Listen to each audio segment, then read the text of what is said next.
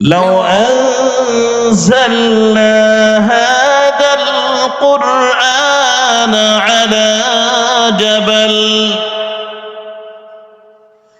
لو أنزلنا هذا القرآن على جبل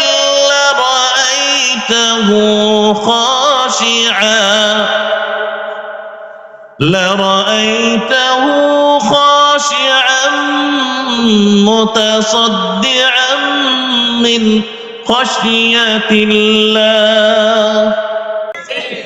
আমি একটি সূরা তেলাওয়াত করেছি, সূরাতুদ দুহা। আমি একটি সূরা তেলাওয়াত করেছি, সূরার নাম কি? এই সূরাটি অধিকাংশ ইমাম সাহেবরা মসজিদে পাঠ করে, এত বেশি পাঠ করে যে ম্যাক্সিমাম মুসল্লিদের কোরআন পড়তে জানে না, কিন্তু সূরা দুহা মুখস্থ হয়ে গেছে। শুনতে শুনতে শুনতে শুনতে শুনতে শুনতে সূরা দুহা মুখস্থ হয়ে গেছে, কিন্তু তিনি জানেন না এই সূরা দুহার মধ্যে আল্লাহ রাব্বুল আলামিন আমার সাথে কি কথোপকথন করেছেন। আজ অব্দি জানা হলো না, বোঝা হলো না যে ইমাম সাহেব পড়ছেন আর আমি শুনছি। মজা পাই না কেন, আমার মন লাগে না কেন? হাজারো মানুষ এ ধরনের মন্তব্য করে থাকে, নামাজে দাঁড়ায় আমার মন বসে না, নামাজে দাঁড়ায় আমার মন লাগে না, মন বিভিন্ন জায়গায় চলে যায়। এর আসল মূল রহস্যটা কি? কারণ ইমাম সাহেব কি পড়ছে ওটার দিকেও আপনার খেয়াল নাই, আর ওটার অর্থ আপনার জানা নেই। এজন্য আজকে আসুন আমরা সূরাতুদ দুহা সম্পর্কে কিছু জানবো। কিছু না হলে আরিফ বিন হাবিব এলে আমি ছেড়ে দিব, সে পর্যন্ত অন্তত সূরাতুদ দুহার তরজমা, এর মানে, এর অর্থ, সাবলীল অর্থ যেটা, এটা বলে আমরা ছেড়ে দেবো ইনশাআল্লাহ। আমি কালিয়া করে আসার পরে একটা চিন্তা চেতনা ছিল যে কোরআনের তরজমা সমস্ত মানুষকে শোনানো দরকার। আমি কালিয়াকৈর উলামা মাশায়েখ আইম্মা পরিষদের সভাপতি হওয়ার পরে আমি আকামা মোজাম্মেল হক মাঠ যেটা আছে, অর্থাৎ ৩ নম্বর গেটের থেকে ভিতরে ঢুকে মদিনাতুল উলুম আল ইসলামিয়া যে মাদ্রাসা আছে এর পাশেই একটা মাঠ আছে, এই মাঠে আমরা গত বছর একটি মাহফিল শুরু করেছি।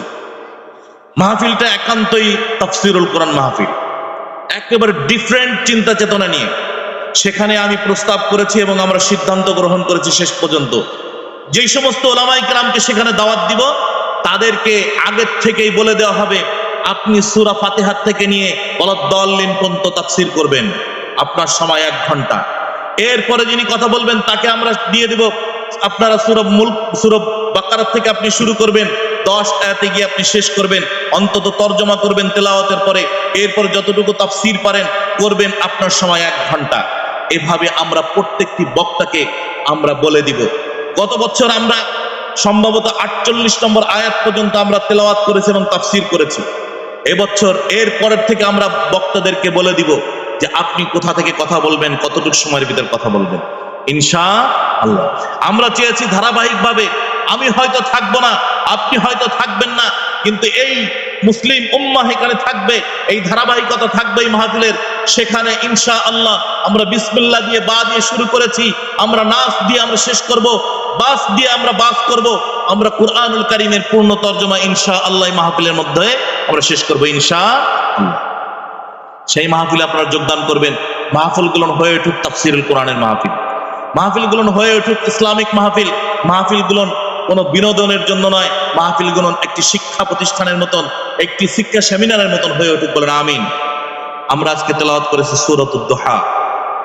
দুহা এটা কোরআনুল কারীমের একটি পরিচিত একটি সূরা, সকলে পাঠ করে, মধুর এবং মজার একটি সূরা। সূরাতুদ দুহা, দুহা শব্দের অর্থ এই আলো।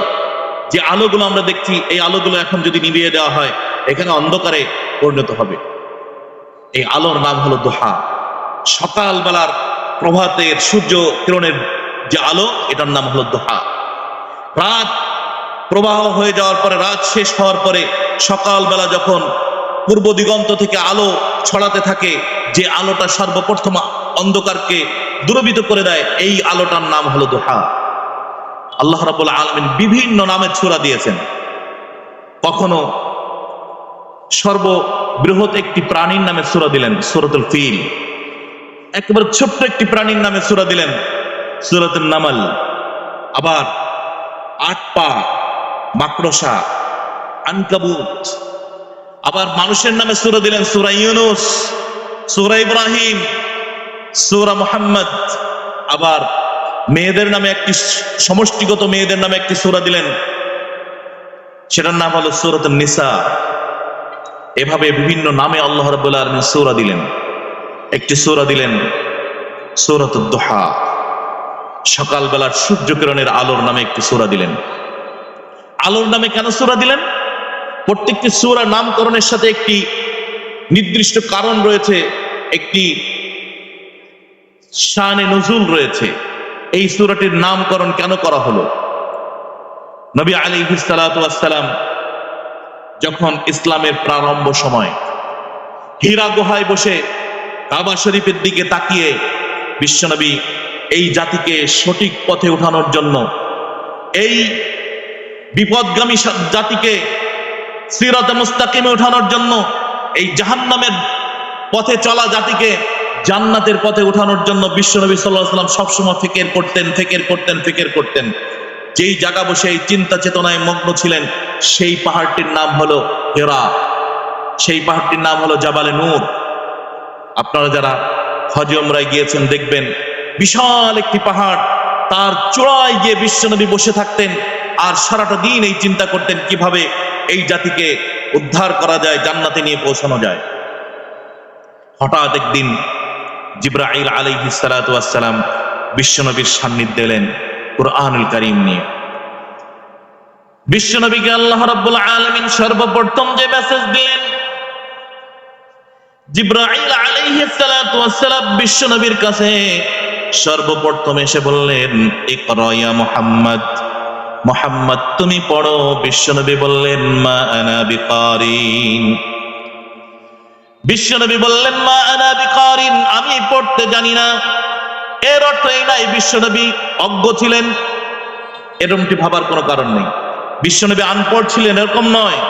আপনি ধরেন আজকে আপনি চায়নায় গেলেন, চায়নায় যাওয়ার পর একজন চাইনিজ আপনাকে একটা চাইনিজ ভাষা বলতে বলল, আপনি বলবেন তো যে আমি জানি, নাকি বলবেন আমি জানি? কেন জানেন না? আমি চাইনিজ ভাষা শিখি নাই। নবী আলাইহিস সালাতু ওয়াস সালামকে জিজ্ঞাসা করলেন, ইকরা ইয়া মুহাম্মদ, মুহাম্মদ তুমি পড়ো, রিড ইয়া মুহাম্মদ, মুহাম্মদ পড়ো। বিশ্বনবী বললেন, মা আনা বিকারিন, আমি তো পড়তে জানি না, কারণ পৃথিবীর কারোর কাছ থেকে আমি কোনোদিন পড়ালেখা শিখি নাই, পৃথিবীর কোন প্রতিষ্ঠানেও আমি কোনোদিন যে পড়ালেখা শিখি নাই। কারণ পৃথিবীর মানুষকে আমি তো শিক্ষা দেওয়ার জন্য এসেছি, বুইস্তু মুআল্লিমান, আমি তো মুআল্লিম হয়ে এসেছি, আমি শিক্ষক হয়ে এসেছি। পৃথিবীর মানুষের কাছ থেকে শেখার জন্য আসি নাই, সুতরাং আমি কোনো পড়ালেখা জানি না। তুমি যা জিজ্ঞাসা করছো মা আনা বিকারিন, এটা আমি পড়তে জানি না। বিশ্বনবী বলেন, আমি যখন বললাম আমি পড়ালেখা জানি না, পড়তে জানি না, ফাকাত্তানি হাত্তা বালাগানি আল জুহুদ, আমি মদিনাতুল উলুম আল ইসলামিয়ায় বুখারী পড়াই। এই বুখারী শরীফের সর্বপ্রথম যে অধ্যায়, সেই অধ্যায়টির নাম হলো বাবু বদউল ওয়াহি, ওয়াহির প্রারম্ভ। সেখানে এই হাদিসটি, যে হাদিসটি বর্ণনা করছি, এই হাদিসটি সেখানে আছে সর্বপ্রথম বুখারীর প্রথম পেজে। বিশ্বনবী বলেন, জিবরাইল আলাইহিস সালাতু ওয়াস সালাম আমার কাছে এলেন, এসেই বললেন, ইকরা মুহাম্মদ পড়ো। আমি বললাম পড়তে জানি না। আমাকে তখন বুকের সাথে জড়িয়ে ধরে চাপ দিল, হাত্তা বালাগানি আল জুহুদ, আমার মনে হয় আমার প্রাণটা আমার দেহের থেকে বের হয়ে যাবে, এত জোরে চাপ দিল। চাপ দিয়ে ছেড়ে দিয়ে বলল, ইকরা ইয়া মুহাম্মদ, মুহাম্মদ তুমি পড়ো। আমি আবার বললাম, মা আনা বিকারিন, আমি পড়তে জানি না। আবার জিবরাইল বুকের সাথে চাপ দিয়ে ধরে পড়লেন, আবার চাপ দিলেন, এমন জোরে চাপ দিলেন, বিশ্বনবী বলেন, মা হাত্তা বালাগানি আল জুহুদ, আমার মনে হয় আমার দেহের থেকে আমার প্রাণটা বের হয়ে যাবে। একেবারে এত জোরে চাপ দিলেন। এরপর আবার ছেড়ে দিলেন, ছেড়ে দিয়ে বললেন, ইকরা ইয়া মুহাম্মদ, মুহাম্মদ তুমি পড়ো, কারণ তোমার পড়তেই হবে, পড়তেই হবে, পড়তেই হবে। না পড়লে জানা যায়? না পড়লে কিছু জানা যায়? আমরা পড়তে চাই না।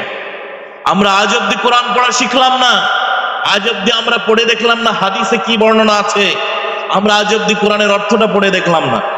আমরা সব জানতে চাই, না পড়ে জানতে চাই। এ ধরনের মাহফিলে এসে শিখে শিখে যাব, এটাই আমার বাস। কিন্তু প্রথম ওহী যেই কথাটি বিশ্বনবীর কাছে এলো সেটার নাম হলো ইকরা, পড়ো। সে কথাটি আমরা বারবার শুনেছি, পড়ো, কিন্তু নিজে পড়ি নাই। বিশ্বনবীকে 3 বার এরকম বুকের সাথে চাপ দিয়ে ছেড়ে দিয়ে বললেন, ইকরা বিসমি রাব্বিকাল্লাযী খালাক, খালাকাল ইনসানা মিন আলাক। নবীকে বললেন ইকরা ইয়া মুহাম্মদ, পড়ো। যখন বললেন আমি পড়তে জানি না, বুকের সাথে চাপ দিয়ে বললেন ইকরা বিসমি রাব্বিকাল্লাযী খালাক, মুহাম্মদ তুমি পড়ো, তোমার রবের নামে পড়ো, যেই রব তোমাকে সৃষ্টি করেছে। পড়তে হবে কার নামে? পড়তে হবে কার নামে? আল্লাহর নামে পড়তে হবে। আপনার পড়া শুরু করতে হবে আল্লাহর নামে। বিশ্বনবীকে শিখিয়ে দিলেন আপনি আল্লাহর নামে পড়া শুরু করেন, যিনি আপনাকে সৃষ্টি করেছেন। Read in the name of your Lord who has created, যে তোমাকে সৃষ্টি করেছে তার নামে তুমি একটু পড়া শুরু করো। বিশ্বনবী সেই পড়তে শুরু করেছেন। উম্মাহকে জানালেন তালাবুল ইলমি ফরিদাতুন আলা কুল্লি মুসলিম। তোমার জন্য উম্মাহ, তোমার জন্য কিন্তু পড়া ফরজ, তোমার জন্য শিক্ষা করা ফরজ, ইলম অর্জন করা ফরজ। আমি ঘোষণা করে গেলাম তালাবুল ইলমি ফরিদাতুন আলা কুল্লি মুসলিম। আমার জন্য জ্ঞান অন্বেষণ করা ফরজ, কিন্তু আমি নামাজ পড়ি, জানি না এখনো নামাজের মধ্যে কয়টা ফরজ রয়েছে। যেই ইবাদতটি ফরজ তার ইলম জানাটাও আমার জন্য ফরজ, কিন্তু আমি জানি না নামাজের মধ্যে কয়টি ফরজ রয়েছে। তাই যদি জানতাম, যখনই দেখি যে ইমাম সাহেব রুকুতে আছে আর আমার ওযু করতে করতে কেবল আমি কোনই পর্যন্ত ধুইছি, এরপরে আমি যে কি ধুইছি আর কি না ধুইছি একে দৌড় যাই এমনি রুকুতে, ঠিক কিনা বলেন? আমি পড়লাম না মরলাম, আমার জুতা একটা সিটে ওই দিক চলে গেছে, আর একটা মসজিদের ভিতরে ঢুকে গেছে। মিথ্যা বলেছি? যাই এমনি কি পড়লাম, আল্লাহু আকবার কে ইমামকে ধরে ফেললাম, কারণ আমার জন্য নামাজ ফিরে পড়তে কষ্ট হবে। একা একা কেন পড়বো? ইমাম সাহেবের সাথে যতটুকু পাই ততটুকু পড়বো। আপনি যে দৌড়ে গিয়ে নামাজটা ধরলেন, আপনি তাকবীরে তাহরিমা দিলেন না, অথচ তাকবীরে তাহরিমা আপনার জন্য ফরজ ছিল। কি ছিল? নামাজের মধ্যে কয়টি ফরজ? কথা বলেন, কয়টি ফরজ? নামাজের মধ্যে কয়টি ফরজ? প্রথম হলো তাকবীরে তাহরিমা। 1 নম্বর কি রয়েছে? তাকবীরে তাহরিমা, কিন্তু সেটাই আপনি দিলেন না, যে এমনি রুকুতে যে পড়লেন। আচ্ছা বলেন তো, আপনি তাকবীরে তাহরিমা না দিলে নামাজে প্রবেশ করার, প্রত্যেকটি ঘরে প্রবেশ করার একটি দ্বার রয়েছে, প্রত্যেকটি স্টেজে প্রবেশ করার একটি সিঁড়ি রয়েছে, এরকম নামাজে প্রবেশ করার একটি মাধ্যম রয়েছে, সেটার নাম হলো তাকবীরে তাহরিমা। ইচ্ছা করেই আপনি যে যেখানে সেখানে ঢুকে পড়বেন, হবে না। আপনার তাকবীরে তাহরিমা হলো নামাজে এন্ট্রি হওয়ার সিস্টেম, আর নামাজ থেকে বের হওয়ার সিস্টেমের নাম হলো আসসালামু আলাইকুম সালাম। নামাজে ঢোকার সিস্টেমের নাম কি? বের হওয়ার সিস্টেমের নাম কি? সালাম। এখন আপনি যেখানেই ঢোকেন, আপনি যে পেয়েছেন ইমামকে সিজদায়, আপনি যে পেয়েছেন ইমামকে বৈঠকে, আপনি যে পেয়েছেন ইমামকে রুকুতে, আপনি যে পেয়েছেন ইমামকে দাঁড়ানোতে, আপনার ঢুকতে হবে কোন সিস্টেমে? তাকবীরে তাহরিমায়। কিন্তু আপনি রুকুতে যে পড়ে গেলেন, আপনি তো তাকবীরে তাহরিমা দেন নাই। জীবনে কত নামাজ পড়েছেন এভাবে, আপনি তাকবীরে তাহরিমা দেন নাই, অর্থাৎ নামাজের ভিতরে প্রবেশই করেন নাই। আপনি নামাজ পড়েছেন। আবার বের হওয়ার সিস্টেমটা হলো সালামের মাধ্যমে। আপনাকে 1 রাকাত নামাজ আপনি পান নাই, 4 রাকাত ওয়ালা নামাজ। কয় রাকাত ওয়ালা নামাজ? খেয়াল করেন, কিন্তু এই মাসালা এত সোজা না। 4 রাকাত ওয়ালা নামাজে আপনি 1 রাকাত পান নাই। এবার ইমাম সাহেব 3 রাকাত ইমাম সাহেবের সাথে পেয়েছেন, ইমাম সাহেব একটা ভুল করেছে, এটা আপনি দেখেছেন, বুঝেছেন। ইমাম সাহেব সুজদা দেবে, এটা আপনি বুঝে ফেলেছেন। ইমাম সাহেব 4 রাকাত শেষ করে, আপনার কিন্তু তখন 3 রাকাত। আপনার কয় রাকাত? ইমাম সাহেবের কয় রাকাত? তো ইমাম সাহেব আসসালামু আলাইকুম, আপনিও আসসালামু আলাইকুম। ইমাম আল্লাহু আকবার, আপনিও আল্লাহু আকবার, কারণ এটা শাহসুদ্দা চলতেছে। আপনি সালাম ফিরালেন এবং শাহসুদ্দা দিলেন, ঠিক কিনা বলেন? এভাবেই তো পড়েন, পড়েন কিনা? না এর ব্যতিক্রম কেউ পড়েন? হাত উঁচিয়ে করে দেখান। এরকমই তো পড়েন, এরকম পড়েছেন কিনা? ইমাম নববী বলেন আকসারুন নাস গাফিলিনা আনহা, এই মাসালা সম্পর্কে অধিকাংশ মানুষ জানে না, যার কারণে তার হাতে যে 1 রাকাত রয়ে গেল, সে যে সালাম ফিরালো, নামাজ থেকে এক্সিট হয়ে গেছে, নামাজ থেকে সে বের হয়ে গেছে। কথা বোঝেন না আমার কথা? আপনার হাতে এক রাকাত রয়ে গেল না, সেই নামাজ পড়তে হলে তো আপনি তো নামাজ সালাম ফিরানো হলো নামাজ থেকে বের হয়ে যাওয়া, আর তাকবীরে তাহরিম আলো নামাজের মধ্যে প্রবেশ করা, আপনার এক রাকাত থাকতেই আপনি নামাজের থেকে বের হয়ে গেলেন কেন? কারণ এ জীবনে তো মাসালা শিখাই হয় নাই, এ জীবনে জিজ্ঞাসাই করা হয় নাই যে সালামটা ফিরাতে হবে কি হবে না, আসলে কি নামাজটা হলো কি হলো না। আপনার এক্সিট এবং আপনার এন্ট্রি আপনি জানেন না।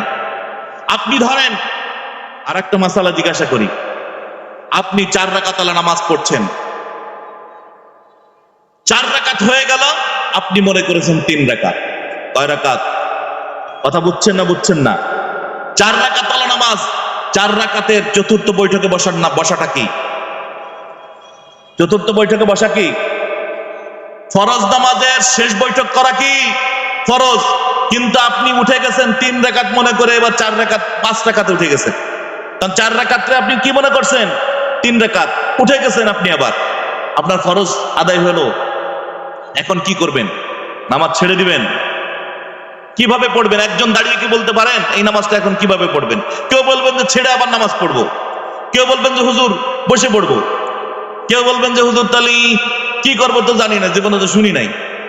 এখানে 3টা অপশন। কয়টা অপশন? কয়টা অপশন? 3টা অপশন।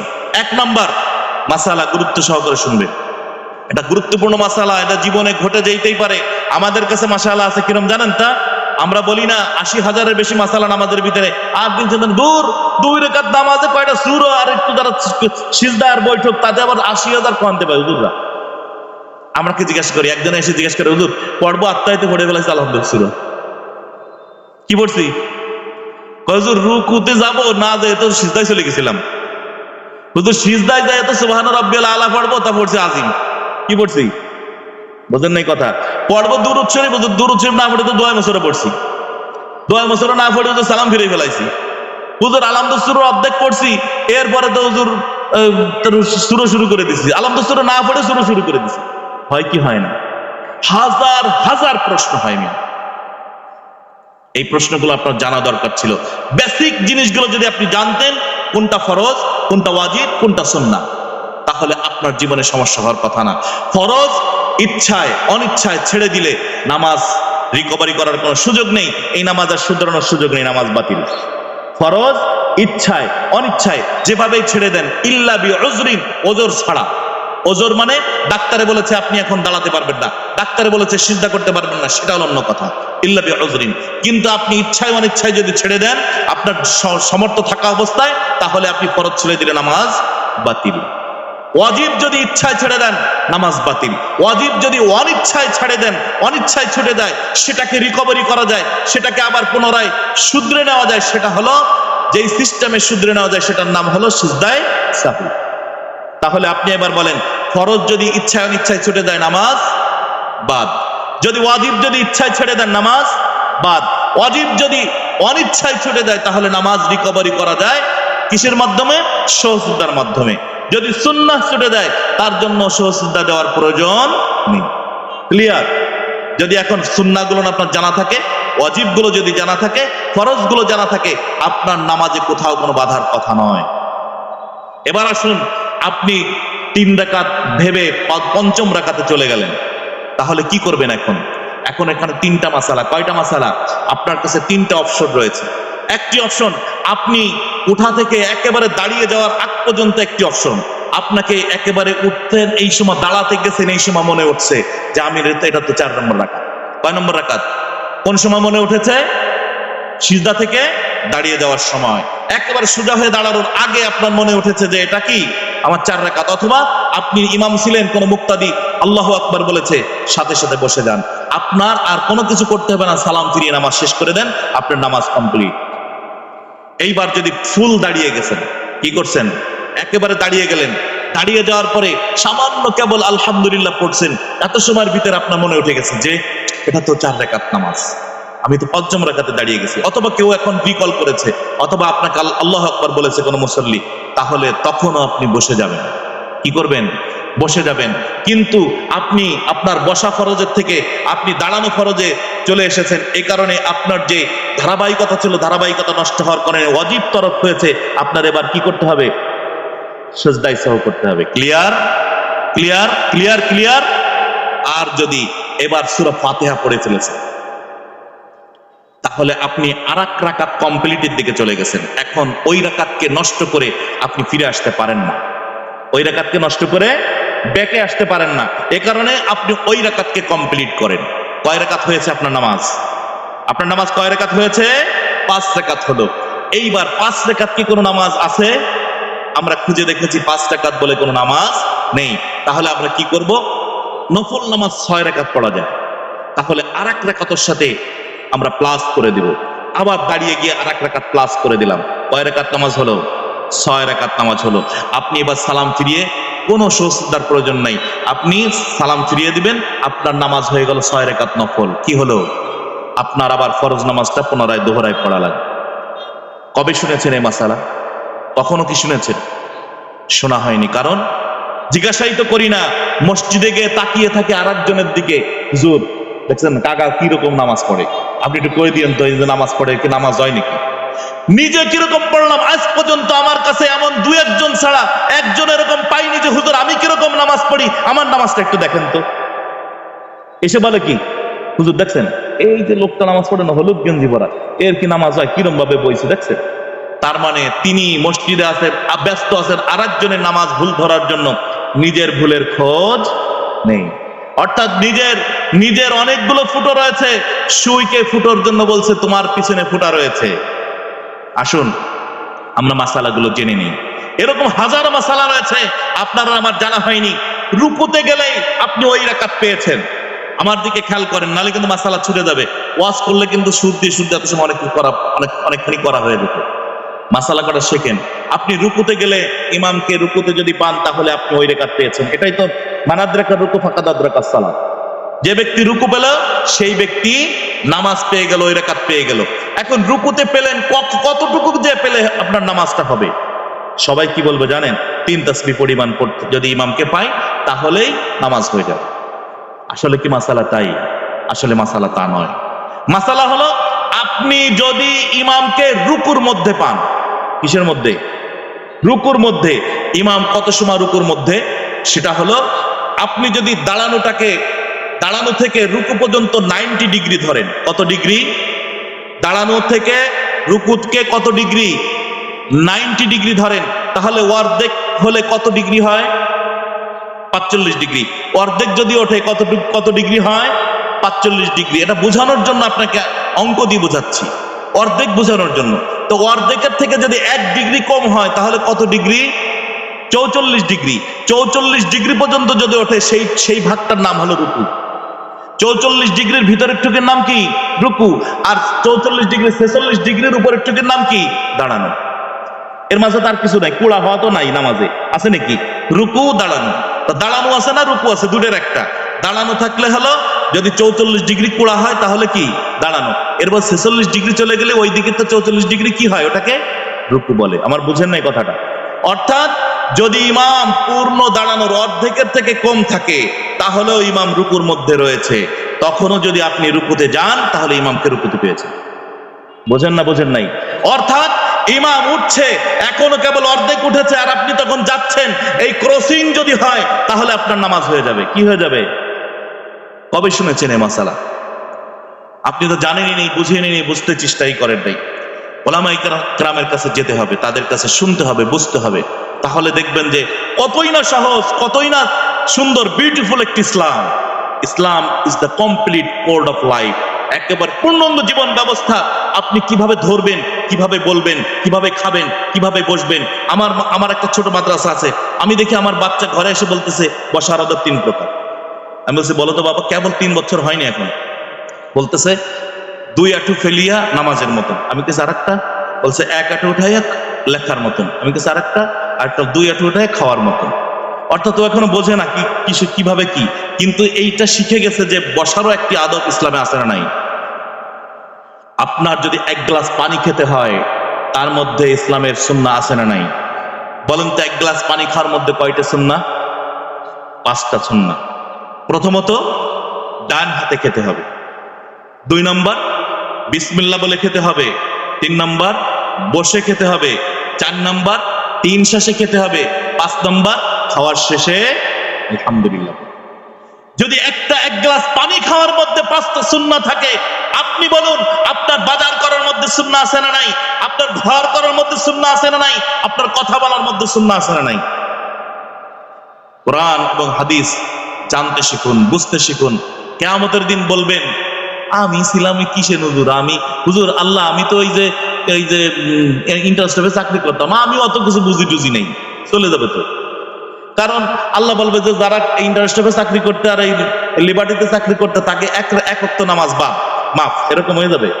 আর হুজুর কোরআন হাদিস পড়ছে, হুজুরের কমপক্ষে প্রত্যেকদিন 10 ওয়াক্ত নামাজের হিসাব দিতে হবে, এরকম না। যিনি একেবারে রিক্সা চালান, ভ্যান চালান, তার কয়েকটা নামাজের দিতে হবে, হিসাব দিতে হবে কয়েকত।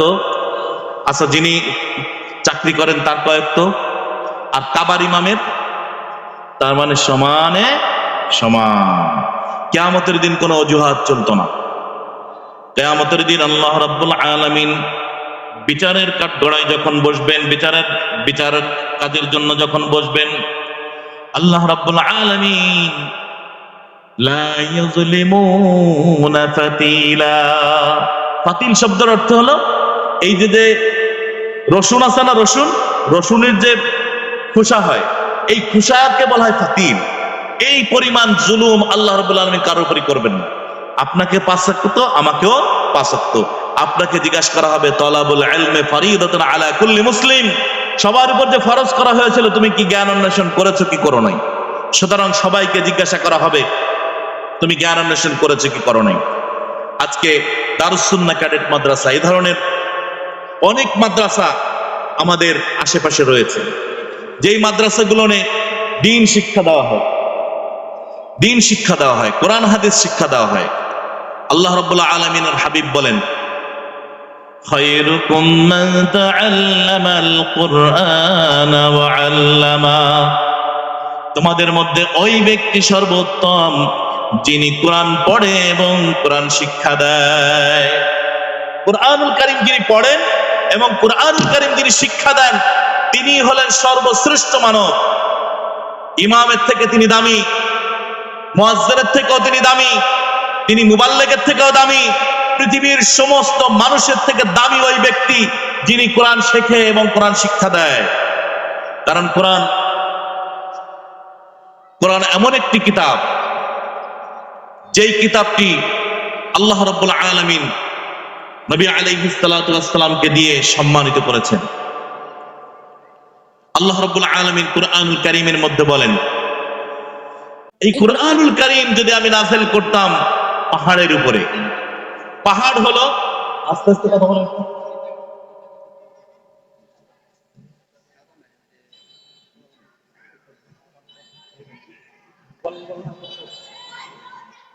যদি আমি পাহাড়ের উপর নাযিল করতাম, কিসের উপরে? কারণ আপনার নজরে যত সৃষ্টি দেখেন, পাহাড় তো এই বিল্ডিং এর মতন হবে, পাহাড় এই বিল্ডিং এর মতন হবে। কি মনে করেন? পাহাড়, আমরা যারা তায়েফ গিয়েছি, নিচের থেকে 46 কিলোমিটার উচ্চতায় হলো পাহাড়। কয় কিলোমিটার? নিচের থেকে আমরা উচ্চতায় উঠেছি, পাহাড়ের চূড়ায় উঠেছি কয় কিলোমিটার? 46 কিলোমিটার। 46 কিলোমিটার কেইটা? তার মানে এরকম বিল্ডিং পাহাড়ের উপরে গেলে দেখাই যায় না। এ ধরনের বিল্ডিং পাহাড়ের উপরে গেলে আর দেখা যায় না, এটার নাম পাহাড়। এই পাহাড় হলো আল্লাহ রাব্বুল আলামিনের সবথেকে বৃহৎ সৃষ্টি পৃথিবীর মধ্যে। তো লাউ আনজালনা হাদাল কুরআনা আলা জাবাল, আমি যদি এই কোরআনকে পাহাড়ের উপর নাযিল করতাম, লা রাআইতাহু খাশিআন মুতাসাদ্দিআ, আপনি দেখতেন এই পাহাড় চূর্ণ বিচূর্ণ হয়ে গেছে আল্লাহর ভয়ে। মিন খাশিয়াতিল্লাহ, আল্লাহর ভয়ে এই কোরআন কারীমকে ধারণের ক্ষমতা তাকে দেওয়া হয় না। তাহলে মানুষ কিভাবে এটা ধারণ করে? এটা হলো, আপনি যখন বাজার নিয়ে ঘরে ঢোকেন, তখন আপনার ছোট বাচ্চা ছেলে 10 কেজি চাউল অন্যান্য বাজার নিয়ে আপনি একটা শক্ত ব্যাগে করে নিয়ে আসছেন, রিকশায় করে এসছেন, এবার হাতে নিয়ে বাড়ির ভিতরে ঢুকছেন, এবার বাচ্চায় বলতেছে আমার মাথায় দাও। আপনি ওনার মাথায় দিলে তো বাচ্চা নিয়ে যেতে পারবে। তখন কি করেন? বাচ্চার আবদার রক্ষা করতে, দাও তোমার মাথায় দিয়েছি। উপরে আপনি ধরে রেখেছেন, বাচ্চা হাঁটতেছে, মাথার উপর রাখা আছে, বাচ্চা 2 হাতে ধরে মনে করতেছে কি আমি ওটাকে ধরে রেখেছি। আসলে কি তাই? নাকি ধরে রেখেছে বাবা? আল্লাহ রাব্বুল আলামিন সে কথাও কুরআনুল কারীমের মধ্যে বলেছেন, আমি এই কুরআনুল কারীম নাযিল করেছি আর এটাকে হেফাজত করার দায়িত্ব আমি রব নিজে নিয়ে নিলাম। সুবহানাল্লাহ বলেন। এটা আমি রব ধরে রেখেছি। আল্লাহ রাব্বুল আলামিনের হাবিবের কাছে কোরআন এসেছে, এত সহজে আসে নাই। জিবরাইল আলাইহিস সালাতু ওয়াস সালাম, ওই সেই ঘটনা, জিবরাইল আলাইহিস সালাতু ওয়াস সালাম এসে বললেন, ইকরা, তুমি পড়ো। বিশ্বনবী বললেন, মা আনা বিকারিন, আমি পড়তে জানি না। বিশ্বনবীকে বুকের সাথে চাপ দিলেন, বিশ্বনবীকে ছেড়ে দিলেন। বিশ্বনবী বলেন, এত জোরে চাপ দিলেন, হাত্তা বালাগানিয়াল জুদ, মনে হয় আমার প্রাণটা বেরিয়ে যাবে, এমন ভাবে জোরে চাপ দিলেন। এত সহজে কোরআন আসে না। বিশ্বনবী সাল্লাল্লাহু আলাইহি ওয়াসাল্লামের কাছে যখন ওহী আসতো, সেটা কেমন কষ্টের ছিল। আম্মা জান আয়েশা সিদ্দিকা রাদিয়াল্লাহু তাআলা আনহা বলেন, শীতের কনকনে মৌসুমের মধ্যে যখন কুরআনুল কারীম নাযিল হতো, আমরা কম্বল মুড়ি দিয়ে শুয়ে আছি, এমন সময় বিশ্বনবীর উপরে কোরআন নাযিল শুরু হয়েছে। বিশ্বনবীর উপরে যখন কোরআন নাযিল হতে শুরু করেছে, বিশ্বনবী তখন ঘেমে একাকার হয়েছেন। হাত্তা ইয়াতাফাসসাদু লা ইয়াতাফাসসাদু জাবিনুহু আরাকা, বিশ্বনবী ঘেমে ঘেমে টপ টপ করে তার চল বেয়ে বেয়ে ঘামগুলো পড়েছে। সাইয়েদনা যায়েদ ইবনে হারিস রাদিয়াল্লাহু তাআলা আনহু বলেন, বিশ্বনবীর সাথে আমি অনেক সময় ঘোরাফেরা করেছি, অনেক সময় বিশ্বনবী আমার পায়ের উপরে রেস্ট করেছেন, শুয়ে আছেন, বিশ্রাম নিয়েছেন। একদা বিশ্বনবী আমার রানের উপরে শুয়ে বিশ্রাম নিচ্ছেন, এমন সময় আল্লাহ রাব্বুল আলামিন বিশ্বনবীর উপরে জিবরাইল মারফত কোরআন নাযিল শুরু করেছে।